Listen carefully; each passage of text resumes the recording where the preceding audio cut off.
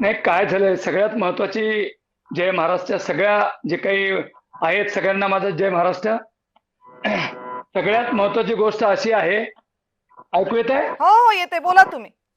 नाही, काय झालंय वंजारी समाजामध्ये जरी एवढे मोठे अधिकारी झालेत, हा. IAS IPS आणि शेकडो अधिकारी झाल्यामुळं रात्रंदिवस अभ्यास करून हे शेतकऱ्याचे पोरं ऊसतोड कामगाराचे मुलं आज अभ्यास करून शिकलेत हम्म. आणि अनेक जण अधिकारी झालेत.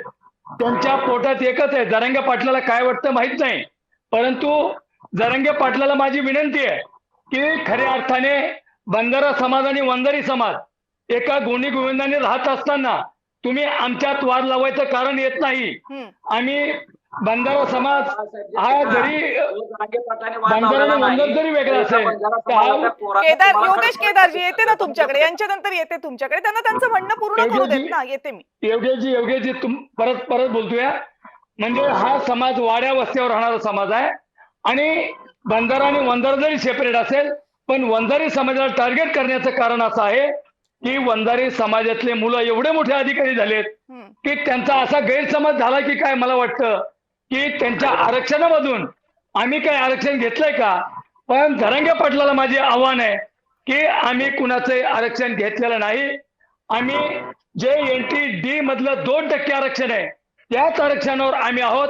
आम्ही कोणत्याही समाजाचं आरक्षण घेतलं नाही. आम्ही कुणाचे आरक्षण मागत नाहीत. आम्ही कुणाकडलंही आरक्षण कुणाच्या ताटातलं आम्ही बिलकुल मागत नाहीत. जरांगे पाटलाला माझी विनंती आहे की आपण ज्या भाषेत बोलतात ती भाषा आपण बदलली पाहिजे आणि जर ह्या भाषेत जर बोलत असाल तर मला वाटतं जरांगे पाटलाला वंजारी समाजाचा का तिरस्कार आहे की त्यांच्या जीवाला माहिती आहे.